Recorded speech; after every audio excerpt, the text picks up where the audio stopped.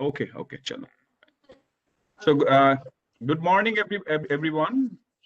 Respected Professor John and Professor Suresh from University of Sydney, other representative from University of Sydney, and of course, my colleague from CBSE, Mr. R.P. Singh, Joint Secretary, and Ms. Moshami Sarkar, our Deputy Secretary, and all the participants, and especially school leaders and teachers, senior teachers, and other members who have joined us today. It's a really proud privilege for Central Board of Secondary Education to invite a legendary professor like Professor John and Professor Suresh to discuss on a burning issues like career and skills in 21st centuries. Because in every forum we are listening this particular topic, but how to comprehend it and internalize so that it can be really focused upon the classroom. Of course, one way, COVID-19, the scenario and situations, the cultural boredom and other things are being changed differently. So the today's classroom and maybe 8 months prior, whatever classroom, whether it is in the university systems or in the school systems, massive change happened. And teachers also transformed and their role and responsibility. Of course, with the part of responsibility, definitely that static issues are still there. But in terms of role, I think they becomes more dynamic. And with this, I think the children's role, the future industrial requirement, and the way they are going to choose the higher education and career, it becomes a very important topic, because the technology infusion and technology changes overnight or over a period of months. That rapid changes in technology, how the social issues are going to be addressed, that really a challenge the future generations are going to see. And at this point of time, university professors, researchers around the world are thinking on certain mechanisms which we can really implement in different country, and country specific requirements are also varied. So with this, once again, let me welcome you. And I think this is a wonderful platforms you are getting, through which you are able to interact with the international professor and their perspective, their research wisdom, and through which a kind of knowledge sharing. I think somewhere the name is also that knowledge sharing session. So really, we intended for knowledge sharing, and what way both these institutes, University of Sydney and Central Board of Secondary Education, and its more than 24,000 schools can be benefited, and where, let me also tell you, with us, more than 20 million students are attached with us in CBSE family. So it's a one-way challenge, and other way it's an opportunity. So together we can definitely work for a better future and to make our citizens as a global citizens. So with this note, let me thanks, especially let me thanks both Kajari and Anupama ji, who are representing University of Sydney in India. And of course, the special thanks to University of Sydney. And in fact, the Australia in India is also very much helpful to us to connect with multiple universities in Australia.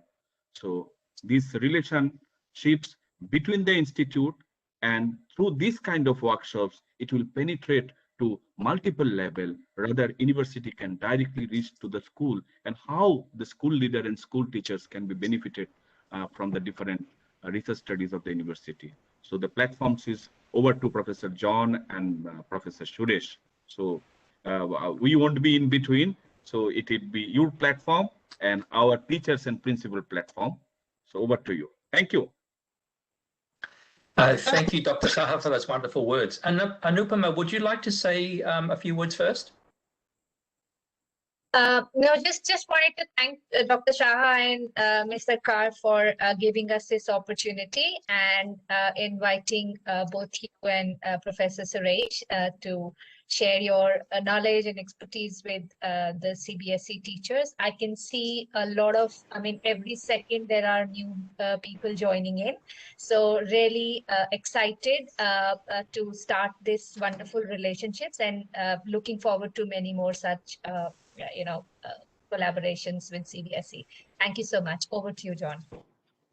Thank you, Anupama. It's such a wonderful opportunity that you've allowed us to talk with you about this critically important theme of preparing bright young men and women for career success and skill acquisition, in the 2020s and beyond.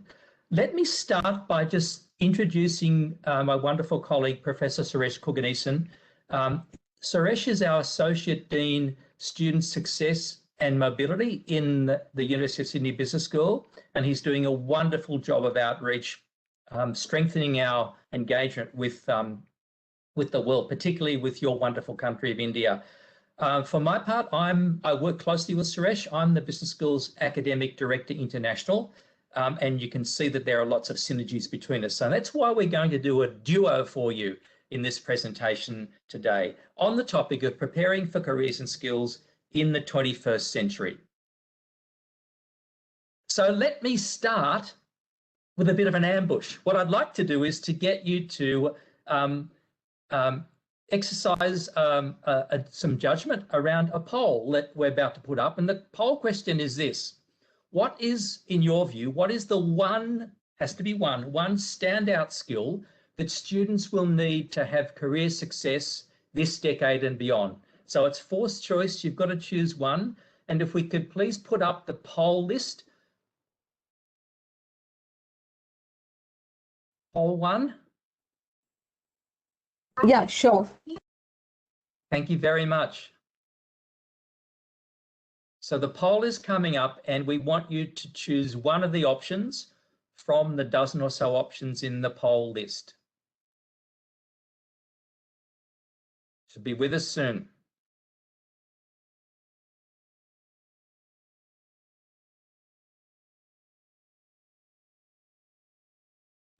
Just a moment, it is coming up. Okay, so you don't need to write a response, not yet, but we'd just like you to choose an option from the poll.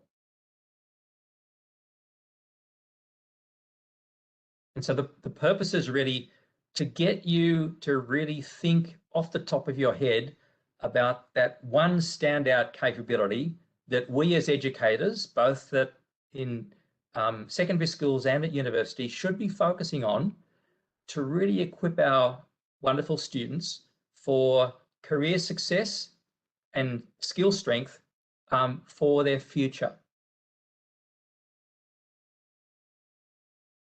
How are we going? Have we got the poll up and running?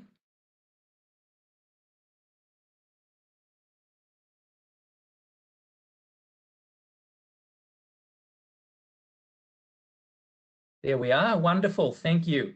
So there are your choices. Scroll down. There are more there, right down to the bottom.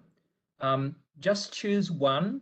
Which one of these options do you believe to be the standout skill that our students will need to be career successful in the 2020s and beyond? Just have a look at the options and scroll down because there are more below the screen. And forced choice, choose one. The last option is none of the above, basically. If you're not happy that any of the specific skills there are right, choose the last option. I'll give you a minute to do this.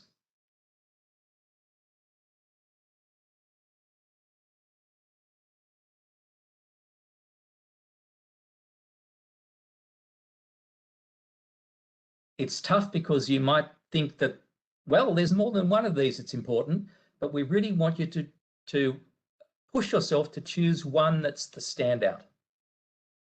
And we'll just see how your choices fall out.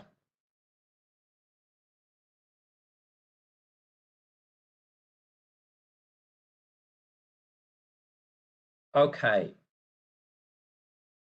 So hopefully you've chosen one and clicked submit at the bottom of the poll. So let's see what the results look like. Let's close the poll and let's have a look at the results. What's the one skill that you believe to be the standout for career success?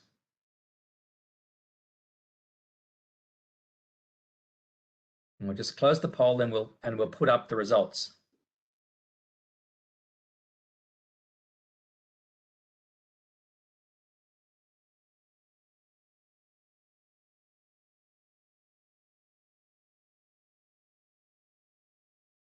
As we wait for the results, let me also say hi to everyone, Professor Suresh Kuganesan. I just also want to thank our host, the Central Board of Secondary Education, for the opportunity to share our knowledge, share our insights. And certainly part of the reason why we want to do these polls and have these interactions is because I think the one great thing about all of us is that we are in such an important profession and occupation, which is teaching, knowledge sharing, knowledge development, and really helping the generations and the leaders of both now and the future start to build up the skills, the expertise, the capabilities, not just to survive in a challenging world, but to actually thrive. And I think that's a key focus for us.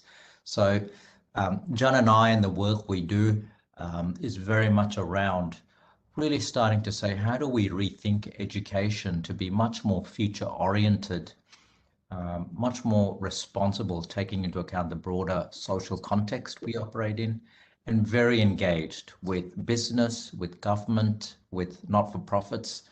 And the key things for us then become, well, what are those key skill sets and capabilities that we need to be building in our students now that will be the leaders of the future? And so this topic, and it'll be, John, I'm very interested in seeing the results of this poll and getting a sense of the knowledge of our participants on this call. So we can do, as Dr. Saha said, some knowledge sharing. So let's see if we can throw up the results onto the screen so everyone can see them. The poll should be closed now. Sir, if you want me to close the poll, I can do that. 38% of the participants haven't started the poll. That's okay. We'll warm them up. This is a warm up. So maybe close the poll and let's see how those who have had a chance to participate Fine. have made the call. Yeah, I just closed the poll. Okay. Wonderful. Let's see what the results look like. Sure. Thank you. Train the brain. So when you're born, you have a set of neurons which are connected with specific things. But when you go to school, is when the brain really begins to behave like a muscle. It started from childhood when it begins to learn language. But in school is when these circuits take trained. That's why teachers become so important.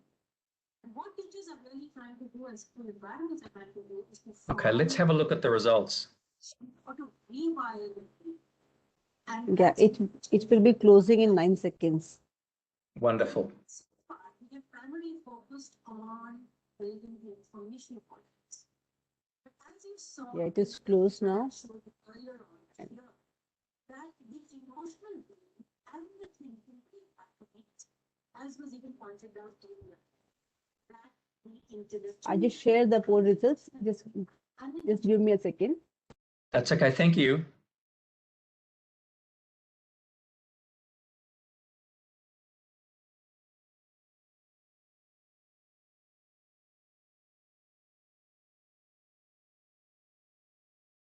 This is a really interesting poll in the sense that later in our presentation, we will close the loop on your responses and come back and discuss many of these specific skills and how they fit into a constellation of skills that educators should be thinking about in terms of developing career-ready graduates at both secondary and university level.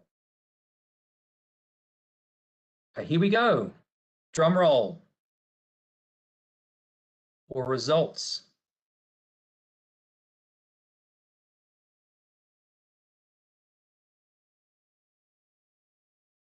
we have the results coming up. Here we go.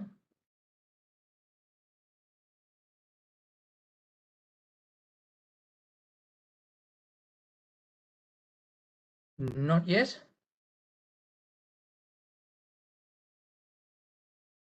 You know, what we might do is come back to these results then a little later in the presentation, if that's okay. I think, John, there it is there, a bit of, it looks like, is it critical thinking has a bit of... Oh, there we are. I can see it in the... Yeah. Yes, there we are. Sorry, Suresh. So we've got, I'm looking for the standout, but I can't control the presentation. So it looks like critical thinking seems to have quite a few responses. Critical thinking is a standout of those top ones. Can we scroll down? I can't actually control that bit of the screen. Important to bring in neuroprocessing and social emotional learning in the system. That's better. So teachers need as much work resources. Creativity also has a few responses. Critical thinking, creativity. This will help us combat stress, mental illness, improve empathy in the classroom. Okay, no response, but I'm critical thinking, creativity. So keep those two in mind, and we'll come back and talk about those a little later in our presentation. So we might now stop that part of the presentation and go back to the main PowerPoints, if we could do that. So could we please close down the results presentation section now and go back to the slide presentation? And we already know that they want to impact academic performance too. And in general, lead to happier, more peaceful children. Yeah, Professor Jones, you are presenter now. Thank you very much. So we've got a sort of result to start with, which is good. So we've got creativity and critical thinking as the two that you believe as a group were standouts. Some voted for some of the others as well. Let's keep those responses in mind as Suresh and I go through our presentation. So here is what we have in store for you. What we want to do in the first instance is to talk to you about the framing issues that help us sort through these critical questions about career planning and skill acquisition and career success. And we need to just see the slides, I think, just have the slide shared. Thank you. Are we? Just give me 1 second to do that. Share the slides again. There we are. All right, so here we go. This is what we've got in store for you. First up, Suresh is going to talk to you about jobs and skills and careers in what we call a VUCA world. He'll explain what VUCA is in a moment and how that relates to the transformation of job types and skill requirements and to career planning as well as we go into the 2020s and beyond. Then he's going to talk to you about what we call mega trends that shape the future of, well, everything, jobs, skill needs, everything to do with the world of paid and indeed unpaid employment. Then I'll talk with you about a different theme, which is understanding the individual student's personal expectations, strengths and development needs. And I'll talk specifically about what we know as Gen Z, those born after the turn of this century. And we'll talk about identifying future job and skill opportunities using evidence from India generated by the World Economic Forum. And then Suresh is going to talk to you about developing future-ready graduates. How do we as university educators approach that challenge? And what are the sorts of insights and experiences that we have arrived at that we think may be relevant to US secondary educators? And likewise, we would love to hear from you about the insights you've got about your experience at secondary school level in terms of preparing students to be future ready? And then we'll sum up by talking to you about the key takeaways, and then we'll get to Q&A, where we'd really love to hear from you about your thoughts on the themes that we raised, and indeed themes that we may have overlooked. So over to Suresh. Thank you, John. And I think for us, what we have looked at in terms of our research and also in terms of the education that we provide and have designed is how do we adapt education and our graduates, our students, to be able to survive, as I said before, and thrive in a world that is increasingly challenging. And so the people now talk about a world that is a VUCA world. So what does VUCA mean? John, please, the next slide.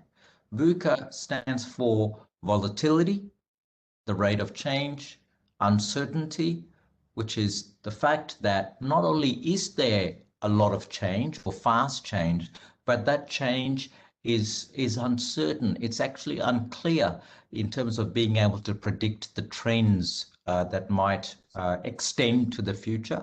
C, complexity. It's not just one issue, be it technology, and we'll pick that up. It's actually about how things are interacting. So technology, if you like, and safety or biohazards, and how biosecurity and how we protect ourselves. Of course, all of us now know and are living in a world that has gone through and is slowly recovering from the pandemic. And so complexity has multiple factors that connect to each other. And then ambiguity. How do we understand data? How do we understand information and signals? If we see, for example, infection rates increasing or decreasing, what does that mean? If we don't see high infection rates, say for COVID, does it simply mean that we are actually moving beyond the pandemic, or does it mean that people are not the COVID symptoms are becoming harder to detect, and so we don't really know whether we are beating the virus or not. So VUCA is a label that has been used to describe the world we operate in for a few years. And if anything, the research shows that whether we are talking about organizations, whether we are talking about corporations or government or individuals, we all need to change how we think about and plan for a world that is changing. We don't know how it's going to change, and there are multiple different factors that can create confusion. As you can see on this slide, based on our research and based on the work of others, this really speaks to this idea that, on the vertical axis, how well can we predict? I think what we say now to our students is that your ability to predict the future is a lot less than in the past. And how much you know about a situation to make any predictions is also challenging. What does this mean, though, for organizations, and what does this mean for individuals? So for organizations, and please give me just 2 minutes to talk about the organization implications. A lot of my work is spent as a researcher is in the strategy area. And in the strategy area, we used to talk about an organization coming up with a 5-year plan, strategic plan for 5 years. We put in place a lot of measures and we say, this is the 5 years that we're going to start to plan for. We have a destination at the end of 5 years, and then we lock in to try and achieve that 5-year destination. Now, in the world of strategy, we don't talk about 5 years plan and trying to predict and then control to arrive at that destination. We talk about having a plan in mind in terms of a vision for the organization, in terms of values that are important to us. But now we talk about sensing the environment as it changes around us and then responding and adapting. So this is how organizations are changing how they strategize and plan for the future. We still need a plan. We still need a vision.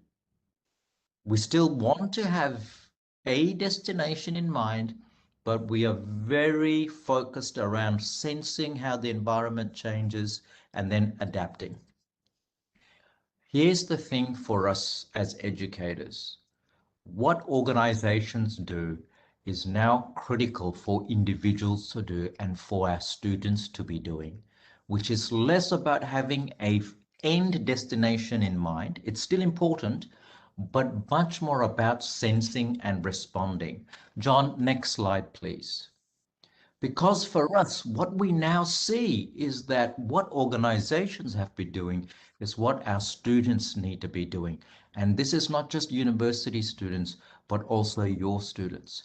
The traditional career path. And I must say, you know, when I started, sorry, John, just we've gone back. So the traditional career path, when I started, you know, I had a destination in mind, but also I was very fixed.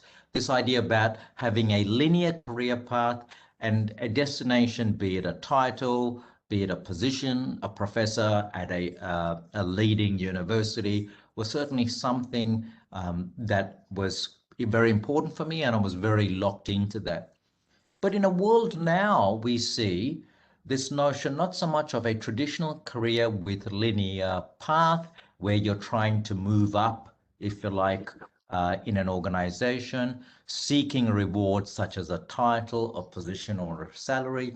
What we are seeing in newer generations, and I think you may be seeing this also, is individuals, the newer generations, our students, much more motivated by their values, the impact they want to make on the world, whether it's addressing poverty, whether it is addressing improving the life in villages, whether it is about climate, being much more interested in values and the impact that an individual can have. Making change in the world, we see this as a big difference, which is very similar to what I said about organizations, more interested in their vision and the change they want to see in the world. But also the need for students to be self-managing their careers, which means I don't just think I want to be an educator working in a university, which is what I did. They say, I want to educate and share knowledge, and it doesn't matter where I do that, or it matters less where I do this. And so I might do this in high schools, I might do this in universities, I might do this working in a corporate organization where I have the opportunity to share my knowledge, work with others, and build up the careers of others. So on this point, I just want to share with you that really what we're seeing is what happens in the organization space, which is around self-managing and adapting to change, is now an absolute important thing for us to be thinking about in terms of our own education and in terms of our career advice to students, which is start to think of yourself in terms of what is your purpose and what is your aspiration. Yes, have a destination, but be open to changing or be less fixed about that path you're going to take, and focus really around what do you enjoy? What's your purpose? What's your passion? Yes, the practicality is you have to balance that with family obligations, duties to your parents. Everything is a balancing act, but being much more about the sense and respond. So for us, we build everything around this in terms of the education that we provide. And I think it's something that John and I were keen to share with you, this concept of protean career, adaptability, being values and impact driven, and being open to change because it is going to happen. Why do I say it is going to be? Sorry, John. Oh, sorry, Suresh. I was just going to say the folk who are with us might understand protein career in terms of the term portfolio career. They mean the same thing. Yeah. And that's a good point. So a portfolio of capabilities, a portfolio of skills, but a portfolio that enables impact and passion and values. And I think that's the key. But why this need for adaptability? Because gone are the days when you could say, I would work in an organization for 15 to 20 years. That is unlikely to happen. Gone are the days where you could say, okay, I'm going to be in this career for 15 to 20 years.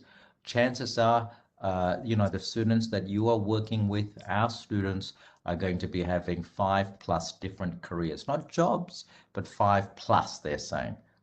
How long that takes to occur, open question, but the capacity for change is going to be critical. John, next slide, please. Why these change? Why these changes? Because there are these broad mega trends that are informing, that are changing the world. John, next slide, please. And what we see in terms of mega trends, and this comes from broad research through World Economic Forum, broad research through United Nations. They all coalesce around some major key issues.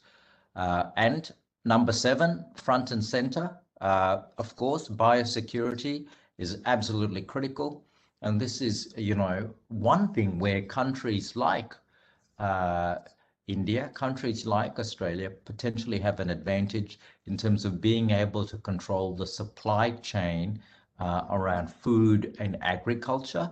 Our economies are similar in that regard, but really being able to protect now, and this becomes the challenge when, of course, you are unable to control people coming across borders and the transfer of things such as the virus. So this is now becoming a major issue, which is biosecurity, and what it means for individuals is how do we actually work with or work in an environment where there is more, more focus on the ability to control safety and security of the community with us. And this is where, though, we talked about things being joined up, John. If you can just click on the other arrow, the other key thing we also see is how biosecurity might impact technology.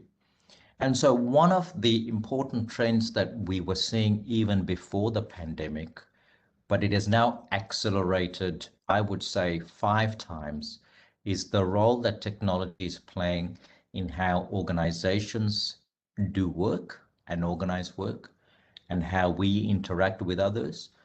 I mean, look at us now. Normally, John and I would have been maybe on a plane and participating in country with you. Now we are coming in via technology from Sydney in Australia to have this conversation. What does this mean for us is when we look at these trends, these are trends that are changing the world, changing how work is done, changing how professions do their work, not just in business, but in every profession, be it medicine, where now it is all about digital health and being able to provide advice remotely. We already are seeing,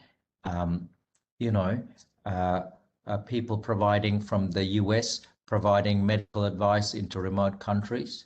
I know personally of my friends who will travel from Sydney to the famous Apollo Hospital.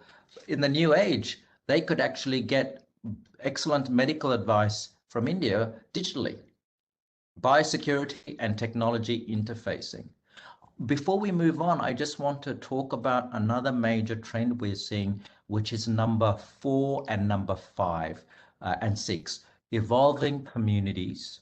Communities now being much more active about what is fair, what is just, which really speaks to some spiritual values, I think, that we are all familiar with. Empowered individuals wanting to make a difference. And tied a bit to biosecurity is number 6 on the slide, resource scarcity.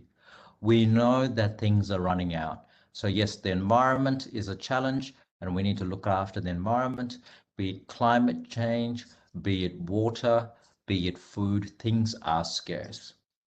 What does this mean for us in terms of our education is these trends are shaping the world, and these trends are also shaping organizations. So organizations are now starting to say, we need to play a role in creating a better world. What does that mean for our students, your students? It's an interesting question for us.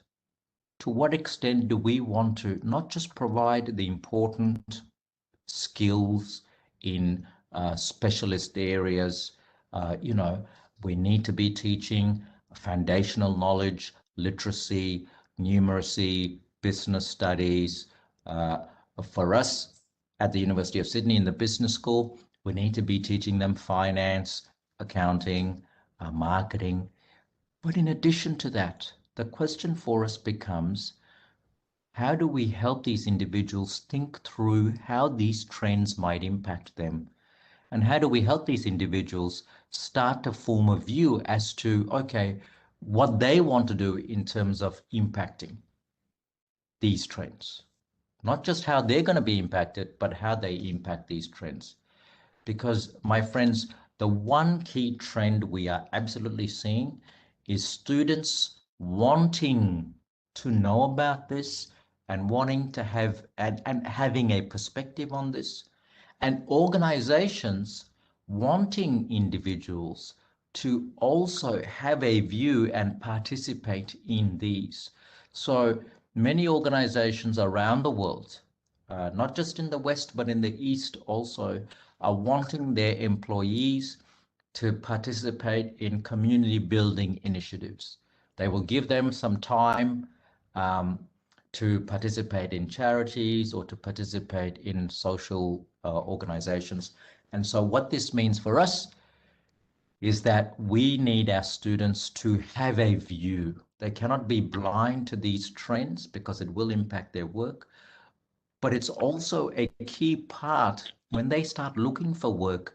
They need to be able to talk to their employers about their views of these things. No longer can our students be silent or ignorant about these trends. So just a few more slides for me. And I just want to quickly go through just that technology issue. So John, the next slide. Very quickly, this is the challenge for us. If I just pick up the technology point, why do we need our students to be aware of this, regardless of their field of study? Because technology is certainly going to take or change the way jobs are done. Technology will take some jobs. We still don't know how this is going to play out.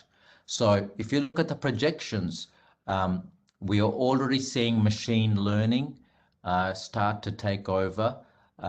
And this idea that really by 2040, 2050, you will start to see artificial intelligence start to make decisions across a range of professions.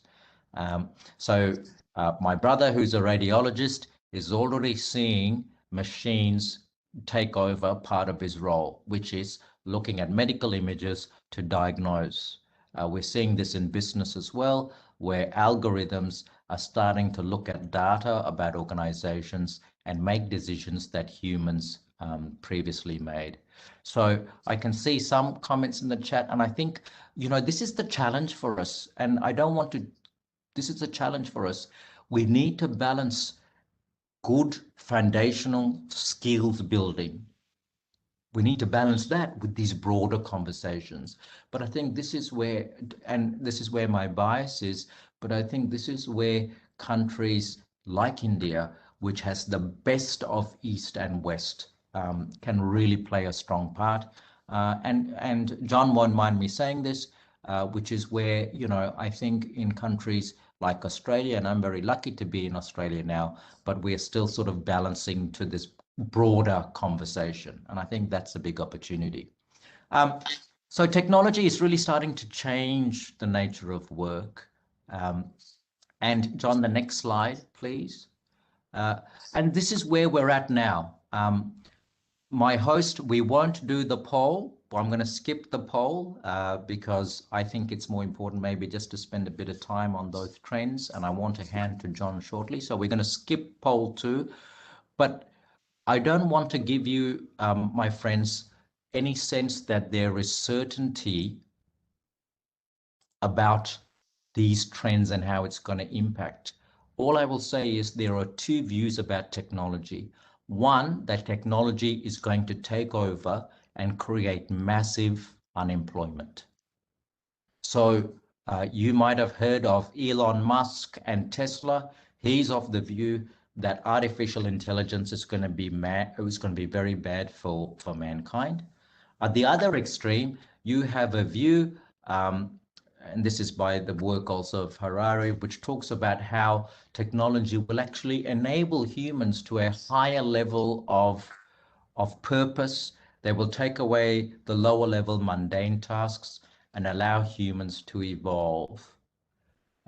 The person who exemplifies this, for example, is Mark Zuckerberg, who founded Facebook. And so you have 2 big entrepreneurs having quite diametric views about technology. This is a challenge that we see in education as well. You know, technology changing how we educate. Is it going to take away our role? I don't think so. The question, though, is how do we harness technology to help us? For our students themselves, they have to think about how technology is going to change what they do. And again, there are 2 views out there. Technology is going to take their work. Technology is going to help their work and enable them to do better things. But at the very least, our students need to be aware of what the trends could be so that they can adapt. Technology will change what they do, but it won't replace humanity. John, the next slide. Because where the research is that there's this uncertainty about what technology is going to do or not do, but it is humanity that will cut through. And so jobs that are likely to grow into the future are jobs in health, for example, where the need for human-to-human connection is important. Nursing, health services, jobs like ourselves as educators. The interesting thing then becomes, it cannot just be about information provision.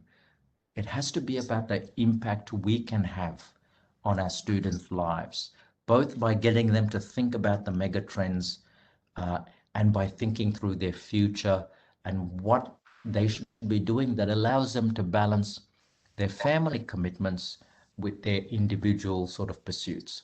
Creativity, you said creativity would be an important skill. Well, here it is.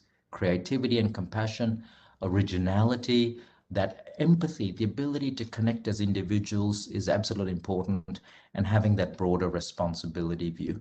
So I suspect I might have taken a bit longer than I should have, but this is because hopefully you see the passion we have for this.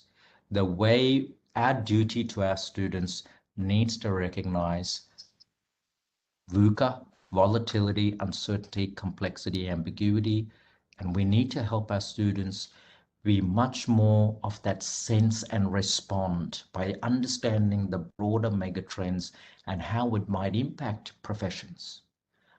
John, back to you. Thank you, Suresh. That's wonderful. I guess two quick points before I move on to my section.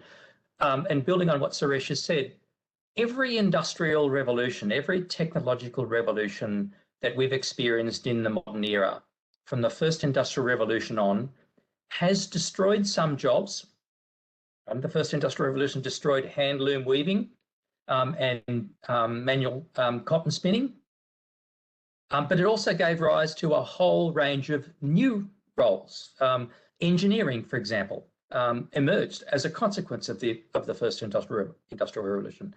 So as educators, I think one of the responsibilities we have to our students is to communicate a positive message about future prospects, and not to be doomsayers, but to be realistic and grounded about the messages we send to the bright young men and women that we've got the privilege of educating, but also to give them, shall we say, well-informed advice about the repertoire of knowledge and skills that they should be looking to acquire to capitalize on emerging trends as they develop their careers.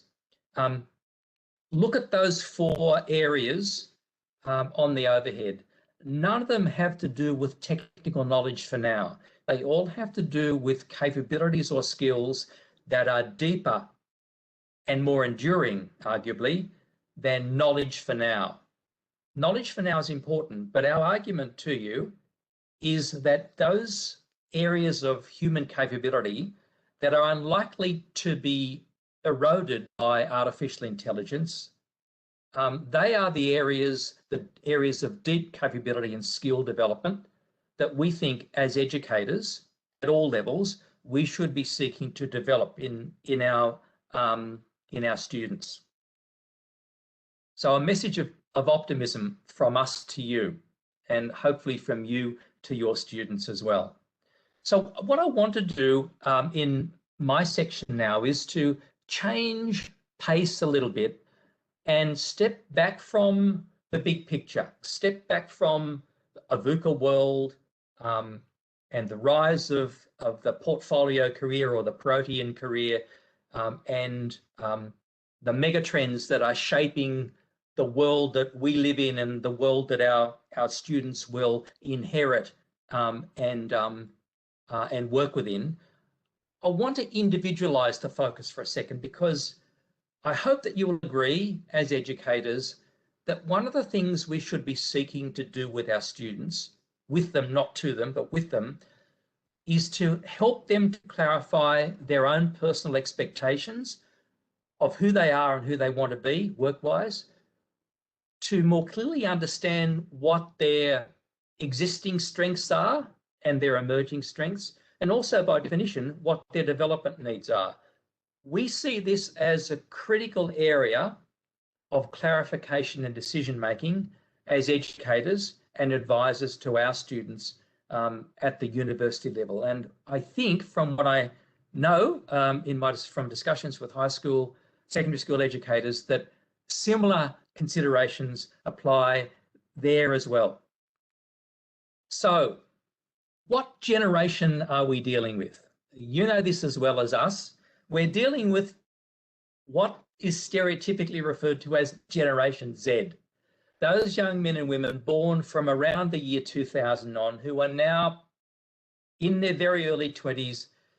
They're looking to undertake university studies. They're thinking about what degree I should do and what career might follow from that, and how do I make those decisions.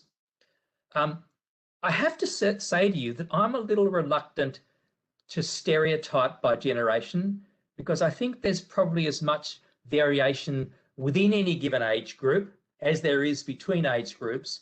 But go with us for a moment and I'll recite for you some of those characteristics and expectations that Gen Z age group men and women are said to have.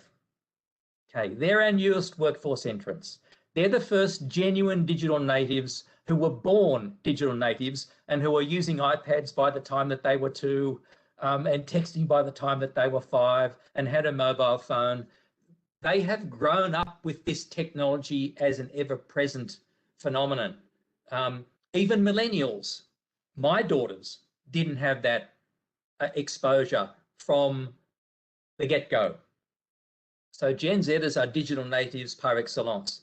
By definition, they're also absolutely media savvy, because they were the first generation, again, to grow in an online social media context. They know about Twitter, they know about Facebook, they know about WeChat and the various other massive forms of social media and social dialogue online. That is now a defining part of the way that they think, the way that they get information, and the way that they relate to each other. It's also said of Gen Zs that they work to live rather than live to work. And it's said of my generation, the baby boomer generation, the opposite, that we live to work. So Gen Zers are looking to work as a means to an end, not an end in itself.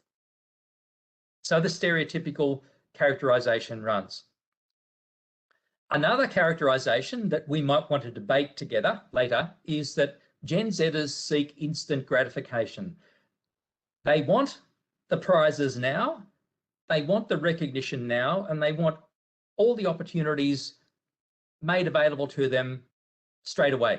So they're expecting rapid career progression and constant reinforcement and constant recognition, more so than older generations, so it's said. They're also seeking, and this is really an important point, they're also seeking developmental opportunities. When they think about which organizations they want to go and work for, they're not just looking at the pay rates. They're also looking at whether the organization offers them opportunities for further personal growth and development in terms of their knowledge and their experience and their skill sets. And they prize that form of non-financial opportunity or reward in organizations very, very highly. So they're going to be lifelong learners. The first generation that will be absolutely lifelong learners. And because they're lifelong learners, they'll be capable of managing portfolio or protein careers all the way along. And that's a point I'd really like you to keep in mind. They're not thinking about linear career progression and getting a gold watch in the same organization that they entered 40 years before at the time they retire. They will change occupations. They will change organizations. They will change jobs. They will change work teams pretty frequently across the course of their now longer working lives because of rising life expectancy. So they're looking for opportunities to unlearn and relearn and reskill right through their working lives. Going back to the mega trend that Suresh was mentioning about resource security, fundamental to that are the effects of climate change and the human impact upon our planet. And we know that both of our countries, India and Australia, are fundamentally affected by issues of water security, water scarcity, and environmental change that's affecting life opportunities for our citizens. This generation of young men and women are absolutely committed to environmentalism, and they do see the well-being of the planet as something much more important, generally speaking, than their organization's profitability or even indeed their own material gain. So they're environmentalists, and they look to those sorts of forms of work opportunity, often in not-for-profits, often in social enterprises and enterprises working in environmental protection. They value those sorts of career opportunities. And that's part of, as Suresh was saying, that's part of their value set. And my own view, and I know Suresh agrees with this, is that's a totally admirable characteristic of this generation. Weirdly, they are pessimistic about the likely impact of robotics and artificial intelligence on their job prospects. And that's where I'd like to encourage you to encourage them to be realistic about the impact of AI on their job prospects and job opportunities, but also to say to them, look, job opportunities are opening up in this very space that you need to be aware of. And it's also the case that human attributes that don't have to do with AI know-how per se are becoming more important in terms of the skills that organizations are looking for in their new hires. So even though they're pessimistic about the impact of robotics, ironically, they're also the best equipped generation to handle technological change. So keep that, it's a paradox, keep that paradox in mind as well. And we're also picking up lots of intel that Gen Zers are really looking to entering entrepreneurial roles rather than paid employment roles. So they're wanting to really get it all now by doing their own startup, developing their own app and marketing their own app, for example. It's a very different generational mindset, certainly to the baby boomer generation that I'm part of, but also to the Gen X, Gen Y, or millennial generations as well. So keep those points in mind. Yes, there's stereotypes, and yes, we can argue about how representative those generalizations are, But I think there's a degree of truth in there that as educators and counsellors, we need to be mindful of. What are the expectations of this fantastic young generation? Okay, so that's about general career expectations, and our role as educators is partly to draw our young students out, to really help them clarify what values they want to pursue in their career planning. So now I want to step away from that for a second and talk about what I like to refer to as strength finding, knowing what the individual's underlying strengths are. And I don't just mean strengths that they're inherited through the DNA of their mum and dad. I don't mean that. This is also about acquired capability. So when a student asks me, Professor Shields, which way should I go? Should I do data analytics? Should I study HRM? I say to them as a first step, tell me whether you think you're more comfortable and capable thinking in numerical terms or thinking in textual terms using verbal communication. Do you love words more than numbers or numbers more than words? Okay. Now, we had a poll on this, but I'm going to skip it because the polls are probably going to slow us down a little too much. But I want to encourage you to think about this for yourselves, okay? Try this on yourselves. Do you think that you, as an educator, are disposed more towards reasoning in verbal terms or reasoning in numerical terms? Or are you a tragic like Suresh and I, that you're actually comfortable with both? Now that has a downside because it can cause a little bit of role ambiguity and intellectual ambiguity, but I want you to think about whether you are more numerically inclined or textually inclined. And I'd suggest that that's not a bad question for you to ask a young student who says, I really don't know what to do here. It's a good way to break the ice and get them to start to think about how they see themselves, how they see their own strengths. It's just the first step, that's all. And you might be surprised at how much of a response, how rich a response you get from your students. And obviously, if they're saying, I love words and I hate numbers, then probably it wouldn't be a good idea to suggest to them that they want to do data analytics or actuarial studies or to study maths in detail towards developing a career in those spaces, financial forecasting, for example. But if they say, I love number, then those sorts of occupations may well be the occupations that you should be suggesting that they have a closer look at for as future prospects. But that's just words versus numbers. It's very simplistic. There are much more sophisticated instruments that can help us help our students to identify for themselves their work-related strengths in broad terms. The one that I know most about is the Gallup Strengths Finder. This is not about saying to students, tell us what your weaknesses are. It's asking them to do an online survey, a psychometric instrument that helps identify what their relative strengths are from this list of strengths in 4 categories: executing tasks, influencing others, building relationships, and thinking strategically. Okay.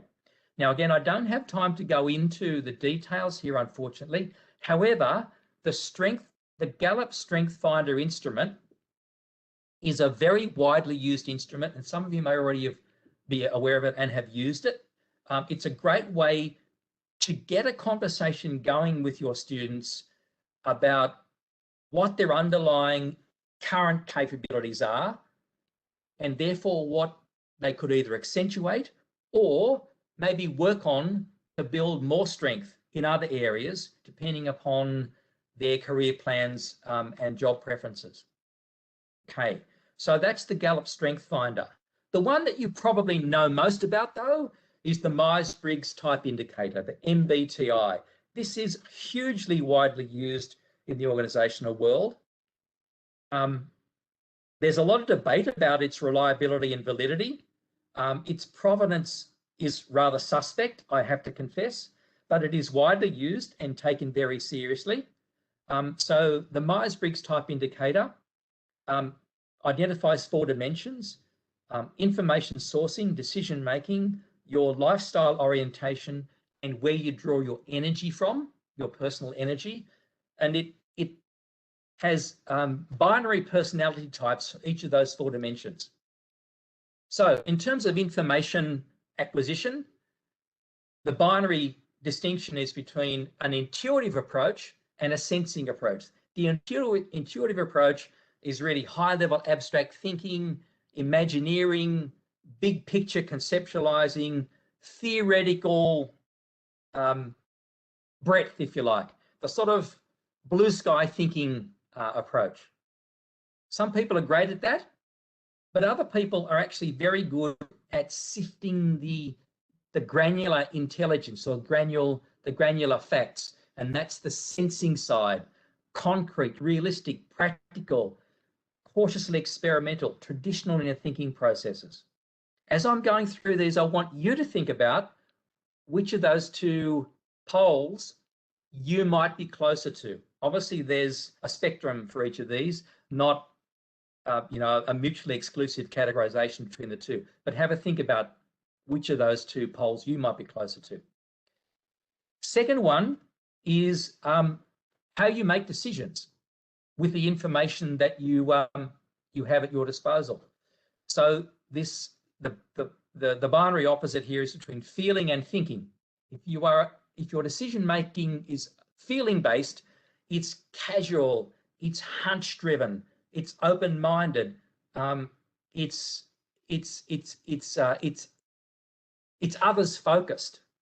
Okay, so you'll engage in fuzzy logic or fuzzy thinking. But if your orientation is on the right hand side, the thinking as opposed to the feeling, will be rigorously logical and reasoning and critical and questioning and tough in terms of making sure that you've got the evidence at your disposal in the way that, say, a legal case might proceed. It doesn't proceed on the basis of hunches and feeling. It proceeds on the basis of hard and fast and credible evidence. So how do you make decisions? The third one is the lifestyle orientation. Okay? Do you have a perceiving orientation or a judging orientation? If it's a perceiving orientation, your lifestyle is, I'll use the phrase, it's not there, but it's laid back. It's casual and it's spontaneous and reactive and emergent. You'd like to feel your way forward in a casual sort of way, and that's your natural resting state in terms of your working lifestyle, for example, and also your social lifestyle.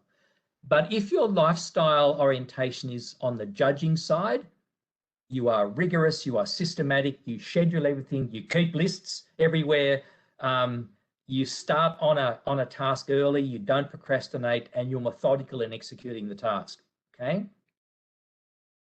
I'll bet all of you are having some thoughts about which side of those 2, which of those 2 probably characterizes you most accurately. But you know what? It's the last one that intrigues me most, and that is where you draw your energy sources from. And here the binary polar opposites are extrovert versus introvert. So extroverts draw their energy from being around other people. They're gregarious, they're active, they're great social engagers, and they love walking into rooms full of complete strangers and making their acquaintance. Extroverts draw their energy from others. If you leave them in isolation, their energy levels collapse because they've got no energy source to draw on. So you could say that's the downside of extroversion. So, for example, in career and skill terms, given that an actuarial scientist might well need to spend lots of quiet time by themselves, chances are that extroverts are going to self-select out of that sort of occupation because they're not going to have regular contact with other human beings in the work that they do. On the other hand, an introvert might thrive in actuarial studies because it is quiet, it is reflective, it is, shall we say, withdrawn from the social mass. Introversion is reflective, it's quiet. Introverts draw their energy from within, not from without.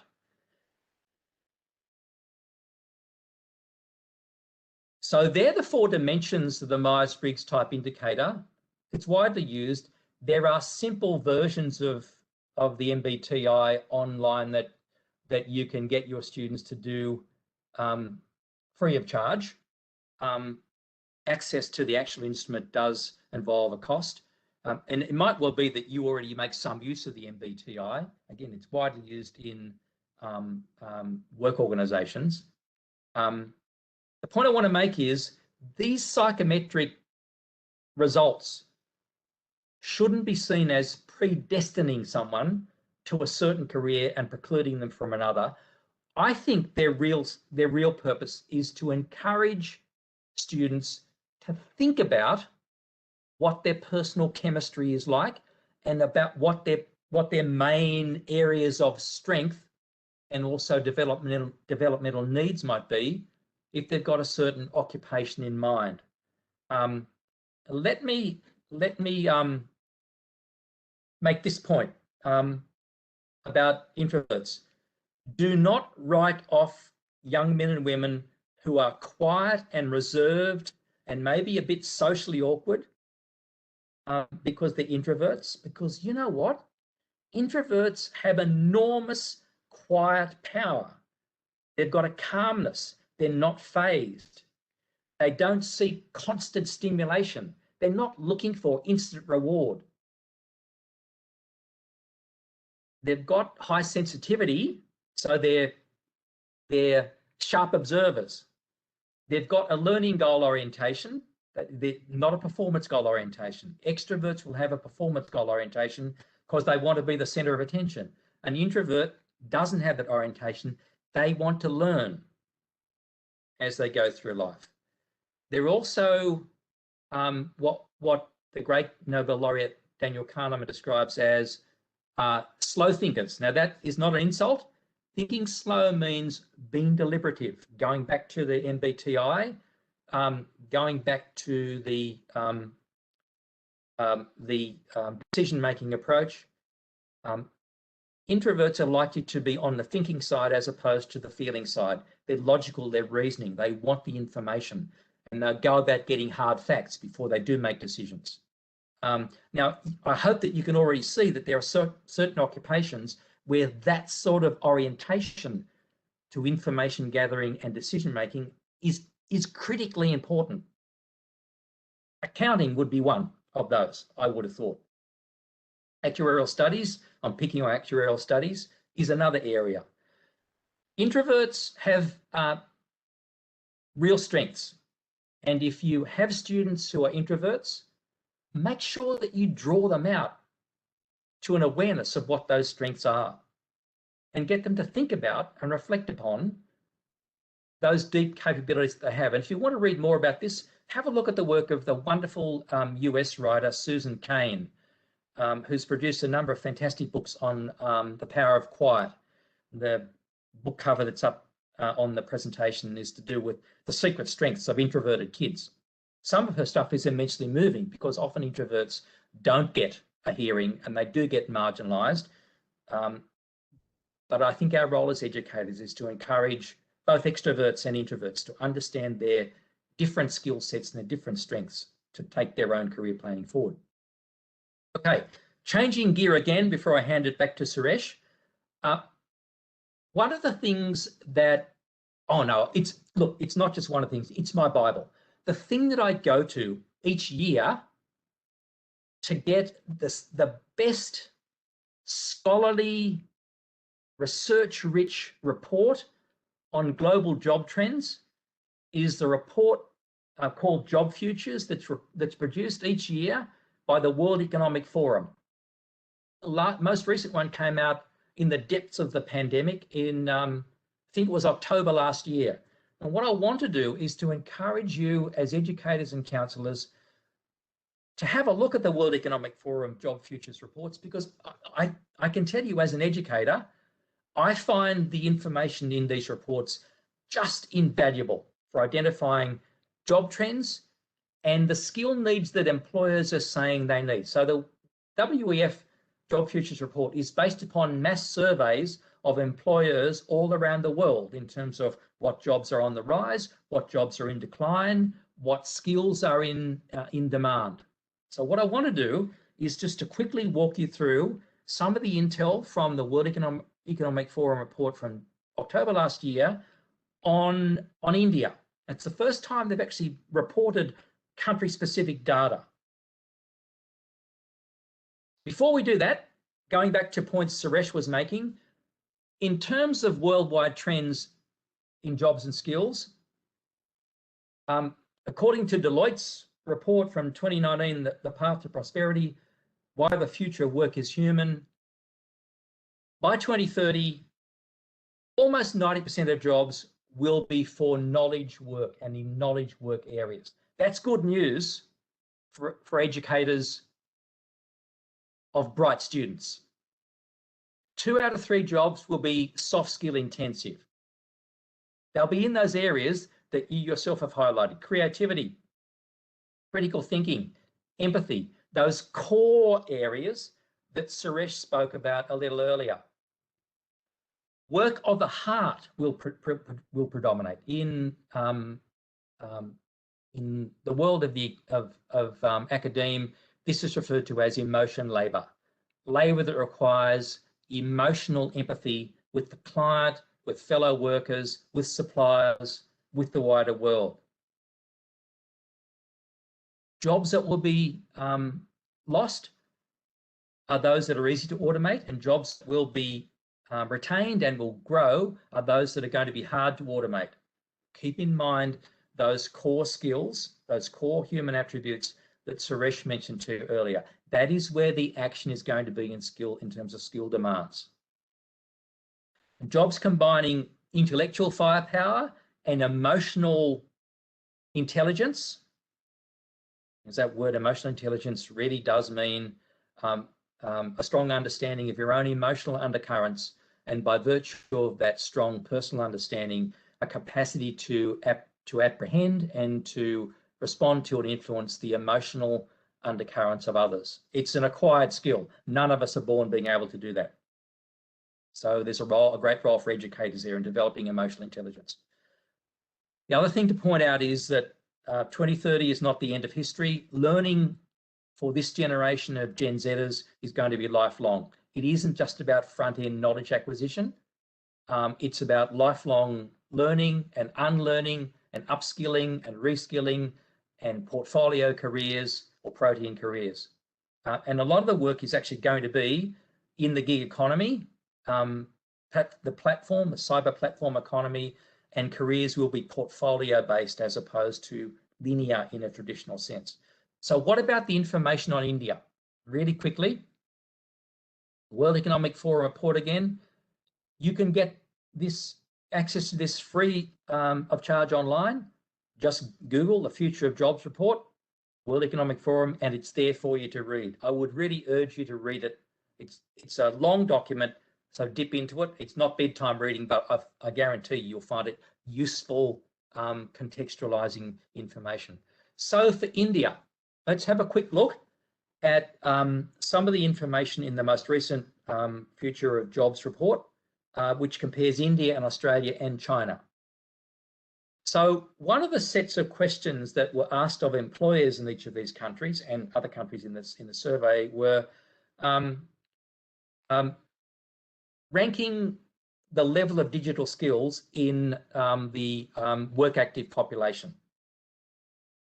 And what you'll see here is that Chinese employers said that on a scale of 0 being worst to 100 being best, they ranked the digital skill level in their active work participating population as being way up towards best, that is 72% roughly.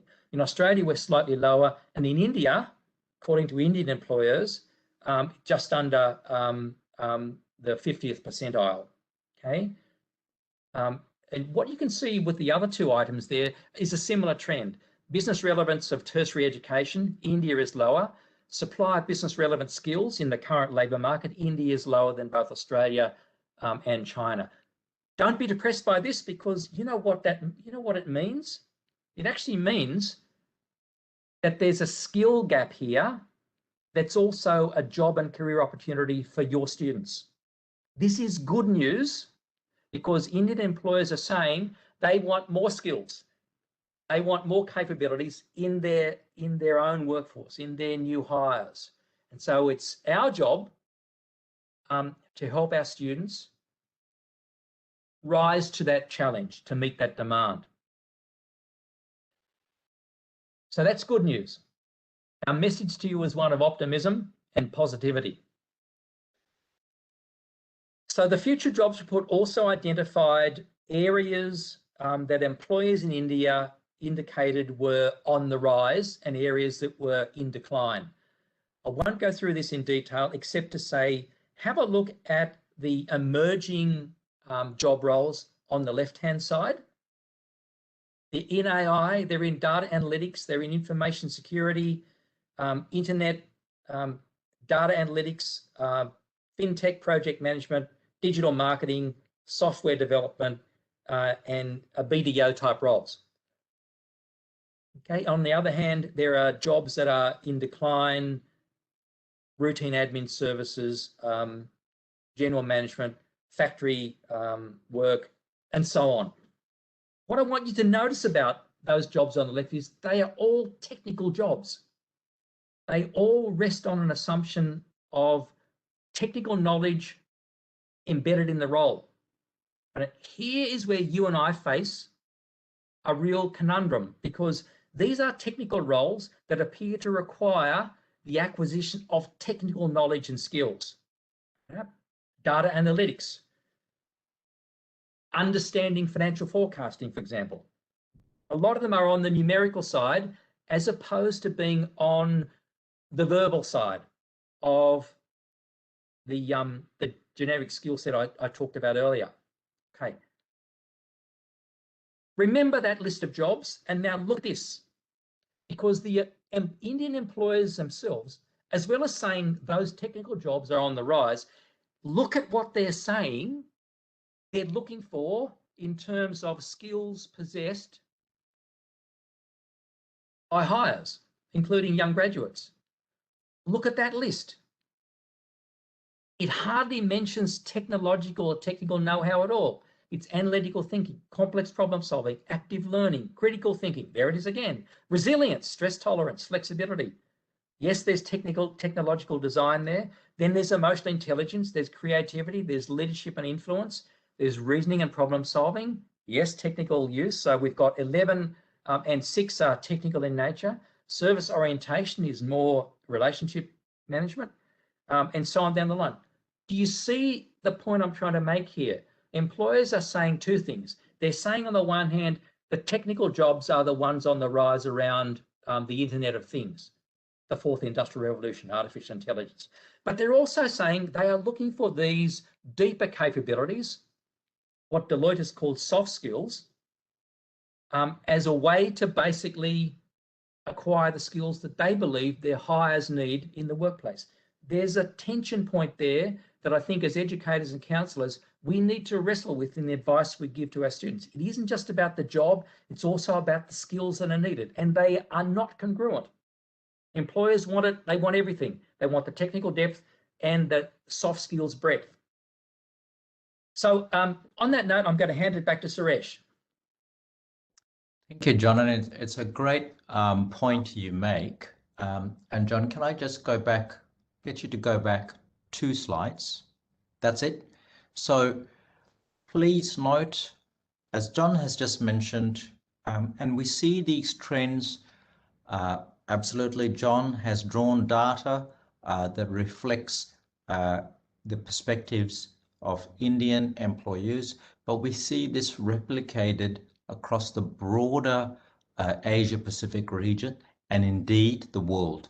So what does this mean for your students and our students is if they start to respond to this, and us as educators and counselors, if we start to take these on board as we think about our students, they are well prepared to thrive, not just in an Indian context, but in an international context. And notice, as John has, as my colleague, Professor Shields has mentioned, gone the growth path, technology and being technology literate, technology savvy or digitally literate. And on the down path are a lot of transactional, routine, repeated work roles. And please note number 10, business service and administration managers. Just number 10 on the redundant path. People who just review, coordinate their roles are also becoming redundant. So note that technology, digital literacy up, routine down, people who simply coordinate going down. And John, the next slide, as John mentioned, is all the if you like, the soft skills, we might call it, which is, and you say critical thinking, complex problem solving, analytical, active learning, the resilience piece. So thank you, John. If we can go to the T shape, one thing that we're really looking to do, and we share this with you, and I think some of you, if not many of you, might find this to connect to your view of students and what we should be doing, is this idea of building a T shape or helping students develop capabilities in the form of a T, the T-shaped capability. What does this resemble? Now, remember, as I said, and as Professor John also said, we want our students to have specialist capabilities. We're not walking away from that. You need to have specialist capabilities. You need to have a specialization. So for us in the business school, we do want students to say, I am passionate and I'm interested in marketing or in entrepreneurship. As John said, a big shift is we see, and we know this happens, there's a big trend, of course, in India as well, in Australia, throughout the world, students not just wanting to work for a big corporation, but wanting to start their own organization. So entrepreneurship, finance, accounting, marketing, we need to have that specialist knowledge and skills. That is the vertical part of the T. But as John mentioned, in terms of jobs of the future, somehow we can't just educate them about accounting or entrepreneurship or marketing. We need to be educating them about how this is going to operate in a future world where they work alongside, with, and through technology such as AI and machine learning.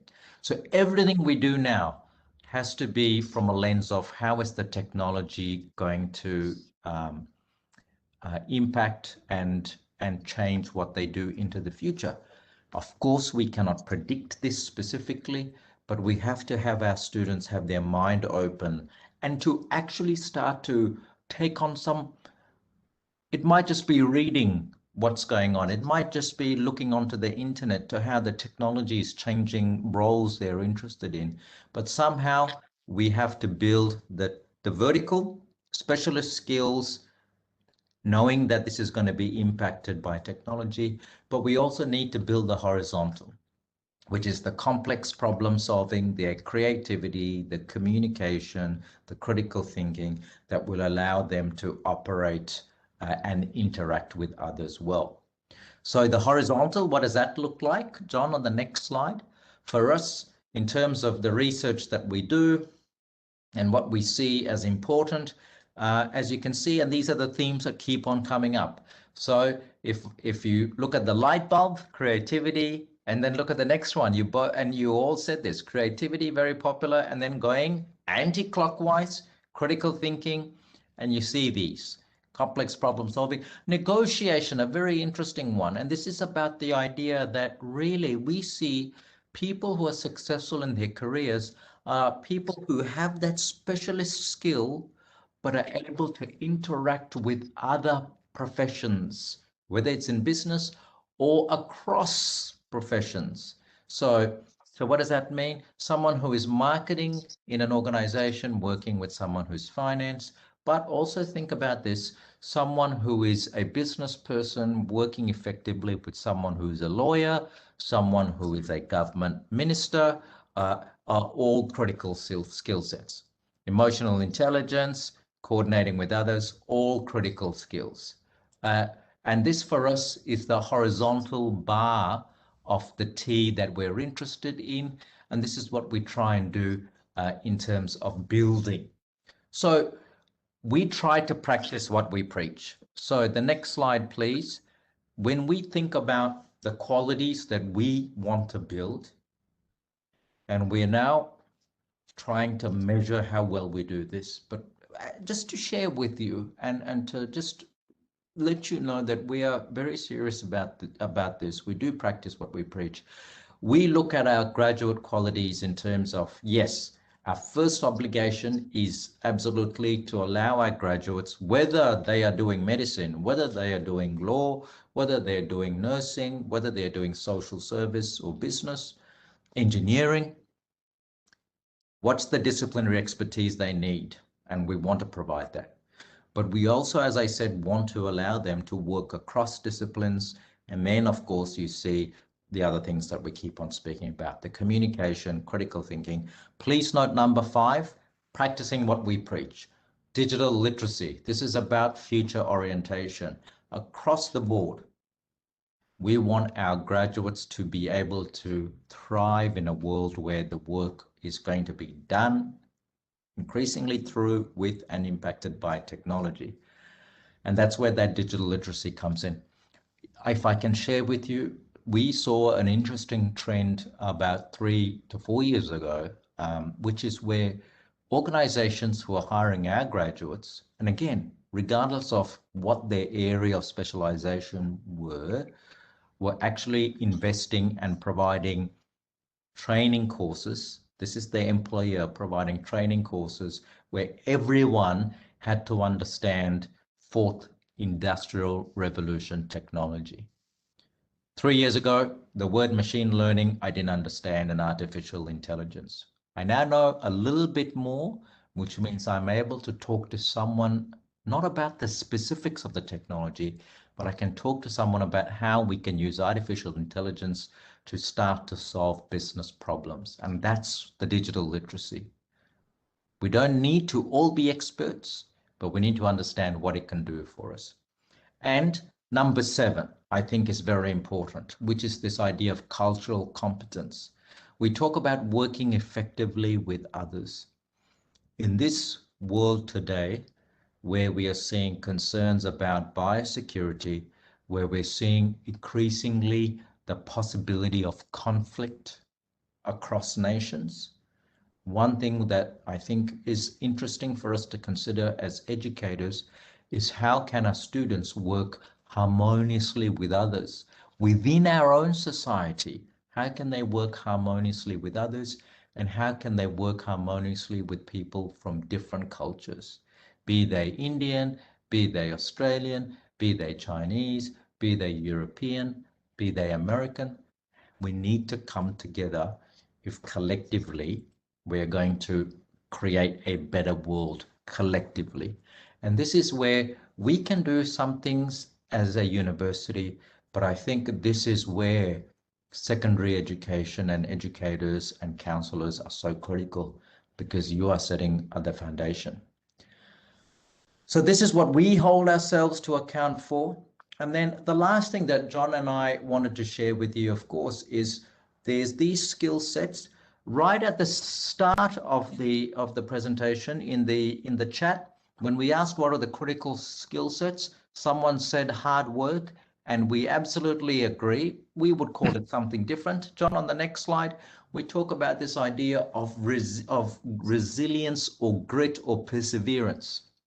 Grit, being able to keep at it, because one thing we know is that our students will encounter failure in a big way, and they have to have the capacity to adopt a learning or a growth mindset.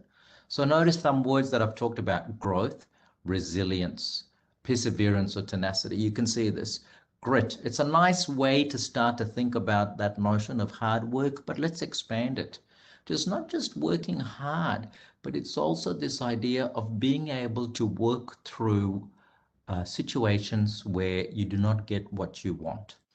We see at the university end some very talented students, graduates, not able to get the jobs that they want in the first instance, and they have to be able to do application after application, and eventually they succeed. We see people coming to us to do an MBA later on. Why? Because they have lost their jobs after many years of a successful career. That instead of being disappointed, they say, how can I reskill? How can I retrain and create a new career path? What does this speak to? It speaks to grit. We have students who may not get the course that they want with us in the first instance, but they come and study with us, they learn skills, and they adapt as they go. So I think this is something that is interesting to consider, which is, again, we build the specialist skills, literacy, numeracy, science, etc. How do we build the soft skills? The complex problem solving, the critical thinking, the creativity, communication, getting to work together with people from different backgrounds. And how do we enable our students to build up the grit? And the only way we do this, can do this well, is when we allow them the opportunity to work with the real world and reflect on situations and experiences that may not work the way they want. And so how do we do this? Just to share some ideas with you. So John, the next slide, please. One of the things we do, just sharing ideas as educators, but also thinking about then as counselors, what might you do, is how can you encourage those students? And again, they have to balance this with everything else. Of course, they've got the university entrance exams, they may have family commitments, but it may not actually require students to be doing other additional things. Maybe it's about reflecting, getting our students to reflect on challenging experiences and what they learn. One of the things we provide for students is we take them out of their comfort zone. So we get our students, they will learn with us in the classroom, yes, but we actually put them into the workplace. So for us, it's not just about learning online or learning on campus when our students are with us face-to-face. It's also about learning on the job, and we put students into the workplace situations. So we have things such as projects where students work with others on live projects with a real client. We put students in internships or placements where they work in different countries and different organizations. And all throughout, we're trying to give our students an opportunity to say, okay, you thought you were going to pursue a career. You've had some real experiences now working. Reflect on this. Is this a career you want to do? What are the skills you have? As John said, we might use a framework to get a sense of, are you more of an extrovert or introvert? Are you sensing or judging? What are your natural tendencies? But don't, as John said, think that you may lock into that, but think about how those natural tendencies help you, and then what you can do to complement your natural tendencies through the internships and placements we provide. And where students struggle, and sometimes our students struggle, we then help them learn, well, what can you take out of this? You think you may not have done a good job. What can you take out of this? In fact, John, the next slide, one of the things I'm very proud of is I helped to build a program called Job Smart Edge, where we knew a lot of our students, and we had students from many countries, including India, studying with us online.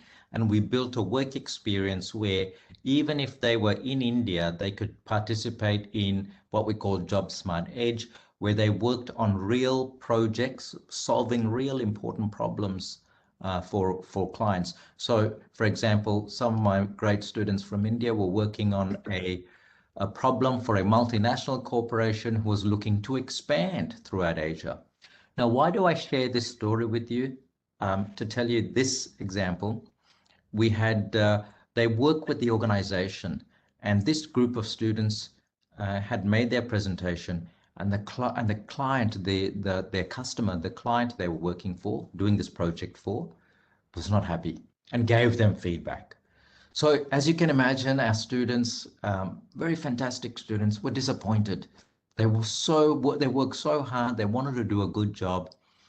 And we worked with them by providing some counseling to say, well, okay, what was the feedback? What feedback do you agree with? What feedback don't you agree with?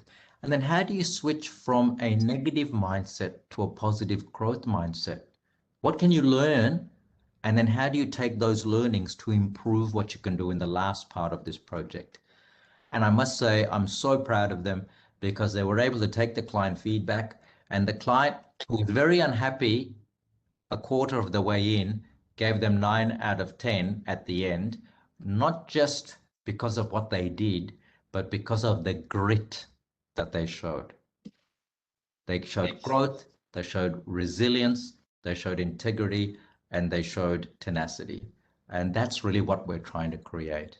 So in summary, because we do want to have some time maybe for some other sharing. So John, next slide, I think, takeaways. And John, I might ask you to come in here as well, but let me just have a first go, and then John will add his thoughts. I think what we've tried to share with you is the idea that the world is changing very fast, and this notion that our students can work in the one career from 25 years, even 10 years, is very difficult.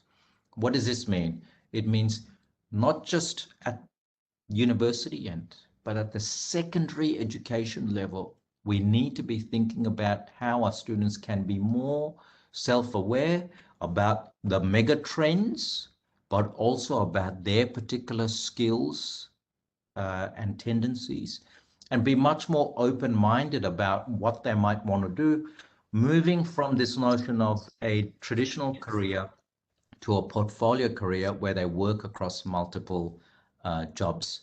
Adaptability, we've talked about, the resilience, and really this notion about we all need to be thinking, I think, and this is our obligation as educators and counselors, which is what is the world we want to create?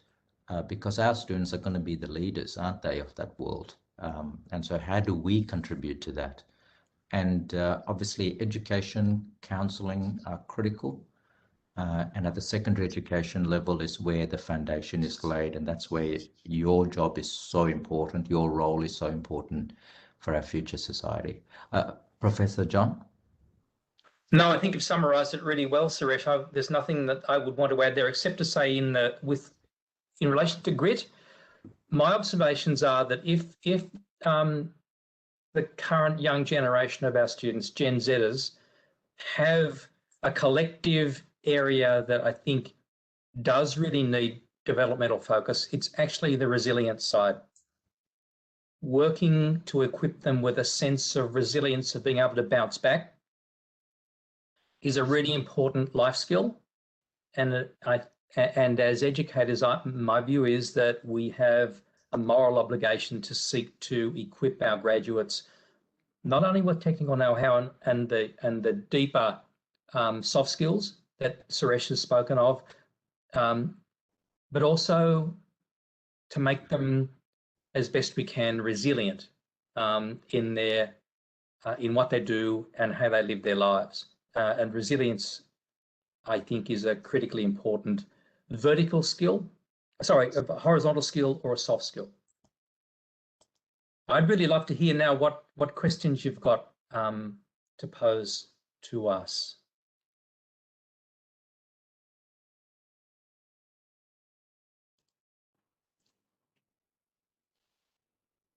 So, John, there was a question asked with regards to what changes needs to be introduced in curriculum execution so that we can meet the future job market.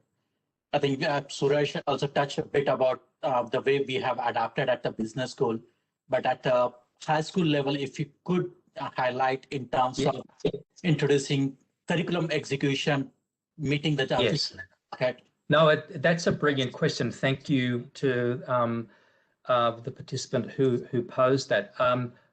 My answer, in a nutshell, would be that what we are seeking to do at university level, by combining a focus both on knowledge for now, knowledge for immediate entry to the workplace, but also deeper capabilities of soft skills for the longer term. I think that should be the guiding set of principles that educators at both tertiary and secondary level should aim for. In terms of specific curriculum, I guess I would say building into the curriculum some hands-on or applied learning experience, what we call it at our business school, work integrated learning or experiential learning. I don't think you can start too young with that amongst adolescents, giving them an exposure to the nature of organizational life and how they might navigate their way through that, in my view, is a critical skill. And employers now say they look for that at the point they hire a new graduate. So we've got to make sure that our students have those capabilities from the get-go, not that they're going to acquire it after they're hired, because they may not get hired. So I'd say strike a sensible balance between the deep intellectual conceptual side of learning, that's important for bright young minds, and the applied side, the practical side of learning, where we think there's a lot of scope to develop those horizontal skills or deep soft skills that we've been speaking about. My understanding is that many high schools in India are already well advanced down this track. But like us, you may well find that there's further progress that you can make in this regard. I hope that's been of some help as a response. I think if I can also add, sometimes there is a lot to get done in the curriculum in terms of, delivering the English curriculum, the mathematics curriculum, the science curriculum, etc. So one of then the things to consider is there an opportunity to do something that is maybe what we call co-curricular, that sits alongside? And again, think about how us as a school can contribute to our local community or area by working on some problem or some opportunity in partnership with organizations, social organizations, or not-for-profits that are around us. So I think this is something that we look to do here, certainly at the university, which is the curriculum has a lot in it, but how do we actually get students to work together on a problem that is around us? And in that way also, we start to, because I think this is the big opportunity, as John and I have been speaking, to work across disciplines. So when we start to work on a real problem, we apply some mathematics, we apply some science, we want to communicate, so we actually apply literacy. And we're all doing this in a way that hopefully adds value to the community. And then if we do this well, then hopefully the parents of our students start to see the impact their children are having. And this just makes everyone much more happier and a sense of pride in their children and pride in the school. And I think that if we can do that, then we're starting to move in the right way. Thanks, Suresh. Sorry, John, go ahead. No, go ahead. So there was another question from Mr. Narendra Kumar. It's more about what is the best way to create interest among learners? So in terms of engaging them at that age and then creating that interest, and also follow-up was how to make them resilient. Yeah, yes. So can I have a quick shot first up at that, Suresh? John, or yours? My own experience as an educator at university level, and thinking about my own daughters as high school students in the past, is to get bright young men and women actively and passionately engaged. You have to pose for them what our dean loves to call wicked or messy problems to which there are no right answers, but to which they can apply their natural intelligence and the experience that they've acquired to that point in their lives to solve problems that need to be solved by humankind. So remember, as I was saying before, this generation, the Gen Zers, are really profoundly, deeply committed to environmentalism. And I know this is the case amongst the students that we have the privilege of teaching from India as well. They want to be able to help humankind better manage this one planet that we occupy. And so setting those sorts of challenges for them, and that could be set not only in a science class, but also in a class that's got to do with mathematics, to do with climate modeling, for example, or that's got to do with a class in history, to do with how we've arrived at this point through human history. There are ways that you can think cleverly around getting bright young men and women to exercise their natural capabilities to come up with reasonable solutions to really challenging questions, rather than rote learning. Rote learning is death in terms of engagement and creativity. Move your students way beyond throwing information at them to fill their heads. The great Irish poet W.B. Yeats has offered, I think, the best definition of education that I've ever heard. And it simply is this: education is not about filling a pail or a bucket. Education is about lighting a fire, garnering a passion for learning, garnering a capacity and a will to want to wrestle with complex problems. So that's how I would respond to the first part of the question. The second part, I'm sorry, I've forgotten what it was, but I might hand it to Suresh to add to what I've been saying about getting students actively and passionately engaged as learners. No, I think you've summarized it well, John, and I think this is the challenge we have as educators, is to be able to give in the right way and with the right support students some autonomy and voice in shaping what problems they want to apply their emerging skill sets to.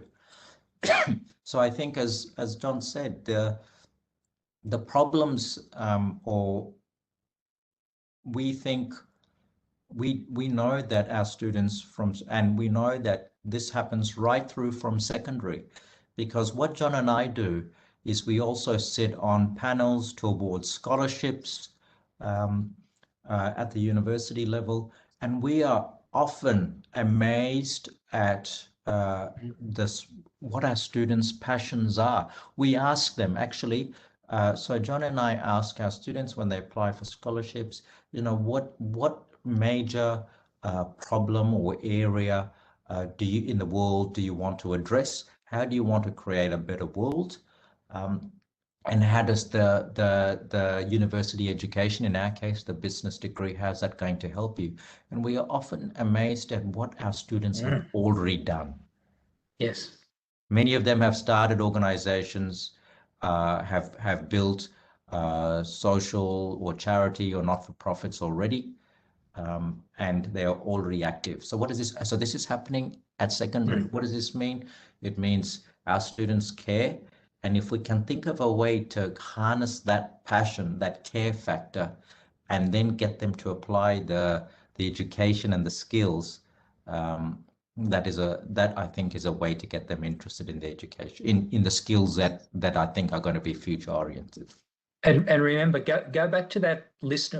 We're happy to share the presentation with participants. Go back to the list of characteristics of Gen Zers. Remember, two of the characteristics there were entrepreneurship. They want to be entrepreneurs. And secondly, they're environmentalists.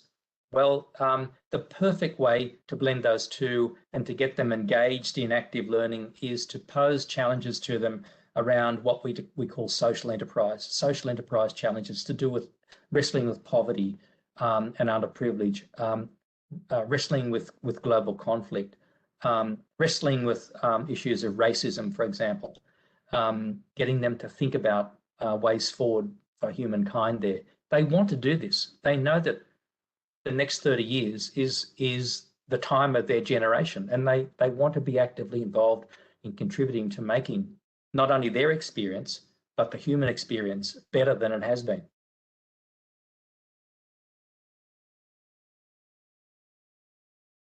Nishant, there was another part to the question as well. I'm sorry, I've forgotten what the theme was. So I think, John, this will link to the next question as well. The question from Ms. Sumi was how to make them resilient, but also there's a follow-up question from Dr. Sunita Narula, which is around what type of activities can be encouraged to develop soft skills? Yeah, Suresh, over to you. You okay with that? Yeah, I think it's a good question, and one thing that we're all always looking to see how we can improve. So let's just think about the soft skills. So what are these? The soft skills are the creativity. The soft skills are things such as that communication and the ability to work with people of different backgrounds. The soft skills are about negotiation, empathy, trying to understand different perspectives, and the critical thinking. So what does this mean? Oh, there's a bit of background noise, but what does this mean? It means that I think, as John and I have said, there is the in-classroom where, that tends to focus around remember one of our graduate qualities, depth of disciplinary experience. But at the right times, what we do at the university level is we talk about capstones where students are now focused around working in teams on complex problems related to an area that they may want to work in, or our placements and projects are all challenging problems. So what is the best way to start to think about encouraging the soft skills? Can we think about, and I know that many of you already do this, so what assessment tasks can we make that are group?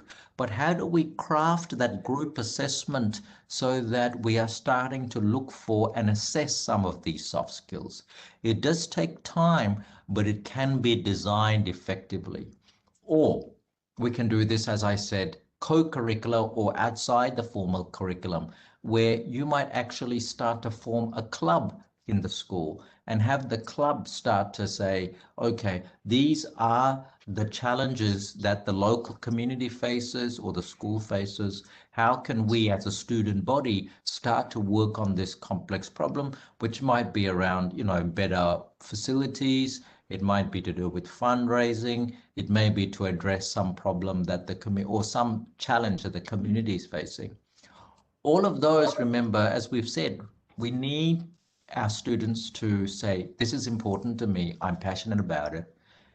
And we need this to be not a simple solve this maths equation, but really it might be about, well, okay, how do we actually apply maths and science and English, but work with different people to solve this? So can we even get our students to be working with maybe one or two from outside the school, perhaps? Has to be done in the right way. But those are just some ideas. John, did you want to add anything? No, I think that's covered it really nicely. The question about resilience, how we build in resilience, I think Suresh has really highlighted how we seek to do it most systematically with our students, and that is to actually put them into a learning zone that is not their comfort zone, that is new to them. And, we walk with them, we don't abandon them, but allowing them to actually discover under their own steam and at their own pace about the complex nature of organisational life. Organisational intelligence, I think, holds the key to being resilient, understanding the complexities of organisations, that there's always conflict, that politics abounds, and that organisations can be actually quite irrational and illogical beasts. Getting our students to be aware of that is an important step in building their resilience and their organisational intelligence, but also encourage them not just to overcome a fear of failure, but also to be willing to learn when things don't go exactly the way that they had hoped. In other words, when things seem to fail, as Suresh was saying, encouraging them to ask themselves, okay, so we're here, but what's next? That's, I think, at the heart of the issue of building resilience. But it's a slow process. It doesn't happen overnight. It's not like teaching students to understand quadratic equations, as important as that is. It's very different, and it takes constant reinforcement over time. It's not a one-off. Can I just say that I caught a glimpse of a question that really caught my eye, to do with, okay, so you're saying that we're in a VUCA world and that things are constantly changing and nothing is given. That's true. So how do we educate students at all? I guess the argument that Suresh and I are putting here is you have to cover both knowledge for now, because, you know, if there's no know-how, there's no job. There's got to be know-how, technical know-how that's up to date, cutting edge, that employers are going to recognise and want to hire for. But at the same time, knowing that the knowledge that we impart now could well be completely redundant in 5 years' time, if not sooner, because of informational change and knowledge change and technological change. It's really very important that we equip our students with those deeper capabilities, that I don't like the phrase soft skills, but let's call them soft skills. They're embedded capabilities that are enduring and that the student can carry forward with them well into their working lives.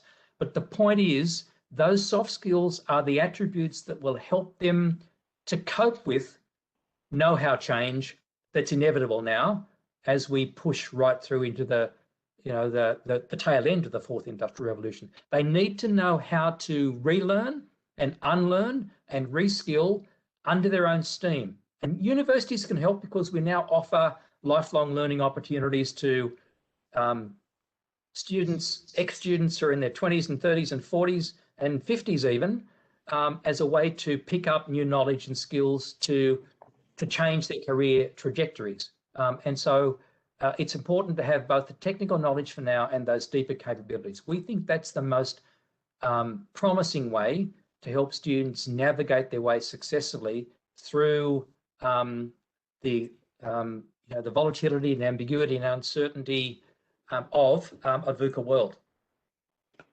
Thanks a lot, John and Suresh. I'm conscious of time right now, so I think we will close our Q&A session at this stage, and I will hand over to CBSE team. Good afternoon. Thank you very much, Dr. John and Professor Suresh, for such a nice event. And thank you, Nishant, Anupamaji, and Khajari.